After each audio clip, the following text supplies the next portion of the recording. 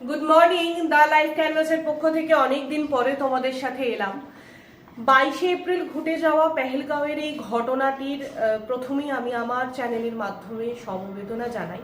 কোথাও গিয়ে আমি নিজেকে ভীষণভাবে রিলেট করছিলাম যখন প্রত্যেকটি ভিডিও আমি দেখছিলাম। তার কারণ 4 মাস আগে যে বৈশারণ ভ্যালিতে আমরা সবাই জানি যে এই দুর্ঘটনাটি ঘটেছে, সেই বৈশারণ ভ্যালির ওই যে সৌন্দর্যটাকে বলা হয় মিনি সুইজারল্যান্ড, ওই প্রত্যেকটা ভিডিও যখন আমি দেখছিলাম তখন আমার কোথাও গিয়ে মনে হচ্ছে যে এইখানে যদি আমি থাকতাম আমার সাথেও তো এই জিনিসটাই হতো।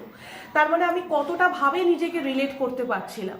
তো আমি এইটার কোনো ভাষা নেই যে মানে যাদের সাথে ঘটনাটি ঘটেছে বা যারা মৃত তাদের হাজবেন্ডদেরকে হারিয়েছে সেই সমস্ত নারীদের সমবেদনার কথাটা খুব ছোট হয়তো সেটা, কিন্তু তাও আমি বলবো যে প্রত্যেকেই যাতে ভালো থাকুক, সুস্থ থাকুক, এবং এইটুকুনি শুধু বলতে চাই এই ঘটনার যেন একটা মুক্তর জবাব তাদেরকে দেওয়া হোক।